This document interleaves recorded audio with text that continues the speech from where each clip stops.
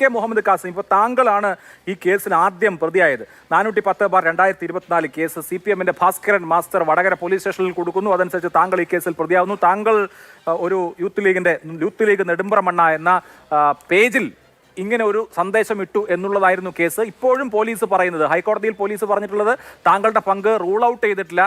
സ്വന്തം സിം അല്ലാതെ വേറെ ഏതെങ്കിലും സിം വെച്ച് ഇങ്ങനെ ഒരു കാര്യം ക്രിയേറ്റ് ചെയ്തിട്ടുണ്ടോ എന്ന കാര്യം അന്വേഷിച്ചു വരുന്നതേ ഉള്ളൂ എന്നാണ് പോലീസ് പറയുന്നത്.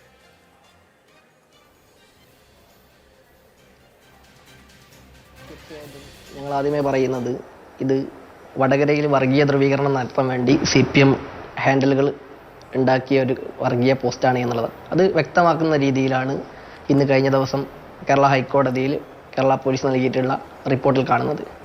നേരത്തെ സൂചിപ്പിച്ചതുപോലെ തന്നെ വടകരയിലെ DYFIയുടെ ബ്ലോക്ക് പ്രസിഡന്റിൽ എത്തി നിൽക്കുന്ന സാഹചര്യത്തിലാണ് നമ്മൾ ഈ ചർച്ച നടത്തുന്നത്. നേരത്തെ എൻ്റെ പ്രിയ സുഹൃത്ത് ഇവിടെ സൂചിപ്പിക്കുന്നത് കണ്ടു, എങ്ങനെയാണ് റിബേഷ് ആവുക എന്നുള്ളത്.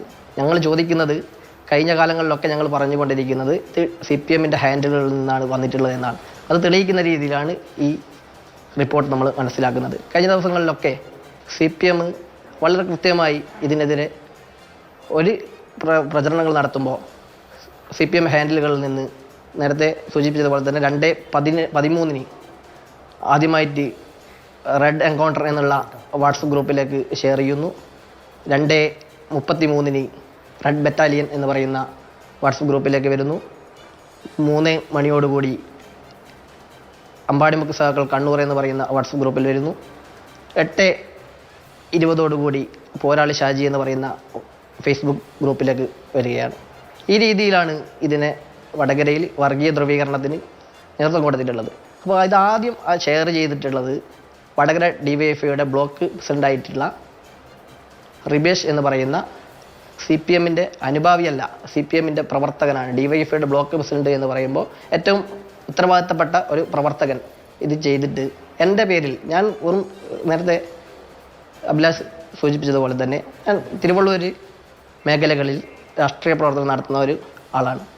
എന്നെപ്പോലെയുള്ള ഒരാളെ ഇങ്ങനെ തേജോവധം ചെയ്തുകൊണ്ട് വർഗീയ ധ്രുവീകരണം നടത്തിയെന്ന് പറഞ്ഞുകൊണ്ട് രാഷ്ട്രീയ മേഖലയിൽ നിന്ന് ഇല്ലാതാക്കാൻ ശ്രമിക്കുന്ന CPM-ൽ എന്താണ് പറയാനുള്ളത് എന്നുള്ളതാണ്.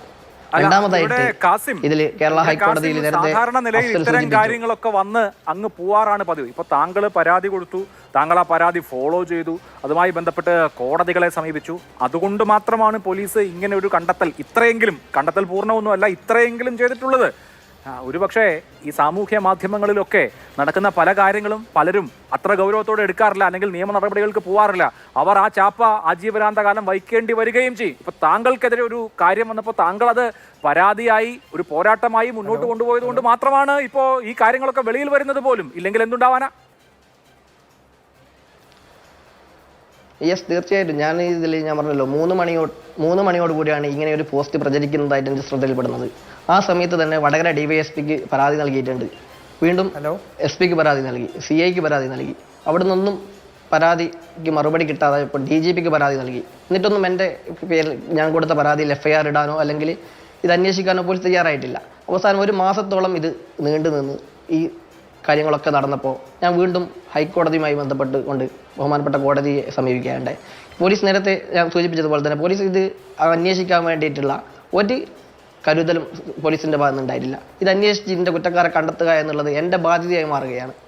കാരണം വർഗീയത ധ്രുവീകരിക്കുന്ന രീതിയിലുള്ള ഒരു പ്രചരണം വടകരയിൽ നടത്തുമ്പോൾ അതിൽ കരുവാകുക എന്ന് പറയുമ്പോൾ കൃത്യമായി എന്നെ സംബന്ധിച്ചിടത്തോളം വളരെ പ്രയാസമുണ്ട്. ഞാൻ പൊതുരംഗത്ത് പ്രവർത്തിച്ചു വരുന്ന ഒരു വ്യക്തി എന്നുള്ള നിലക്ക് കൃത്യമായി എനിക്കതിൽ മാനനഷ്ടമുണ്ടായിട്ടുണ്ട്. അത് ഇന്ന് വരെ കഴിഞ്ഞ ദിവസങ്ങളിലൊക്കെ ഞാൻ അനുഭവിച്ച പ്രയാസങ്ങളുണ്ട്. നേരത്തെ കഴിഞ്ഞ കാലങ്ങളിലൊക്കെ പറയാറുണ്ട്, ഏറ്റവും നല്ല ഒരു പൊതുപ്രവർത്തകയാണ് KK ശൈലജ ടീച്ചർ എന്നുള്ളത് പറഞ്ഞു കേട്ടിട്ടുണ്ട്. പക്ഷേ ശൈലജ ടീച്ചറെ പോലെയുള്ള ഒരാളെ സ്ഥാനാർത്ഥിയാക്കുമ്പോൾ ഇതുപോലെയുള്ള വർഗീയ ധ്രുവീകരണം നടത്തുന്ന ഒരു പോസ്റ്റ് വെച്ചുകൊണ്ട് CPM-ന് വോട്ട് പിടിക്കേണ്ടി വന്ന സാഹചര്യം വളരെ പ്രയാസമാണ്. അതുകൊണ്ട് തന്നെ CPM ഈ രീതിയിലേക്ക് വടകരയെ കൊണ്ടുപോകുന്നത്, അല്ലെങ്കിൽ വടകരയെ കലാപഭൂമിയാക്കാൻ വേണ്ടി ശ്രമിക്കുമ്പോൾ അത് കൃത്യമായി നമ്മൾ ഫോളോ അപ്പ് ചെയ്തുകൊണ്ട് മാത്രമാണ് ഇങ്ങനെ ഒരു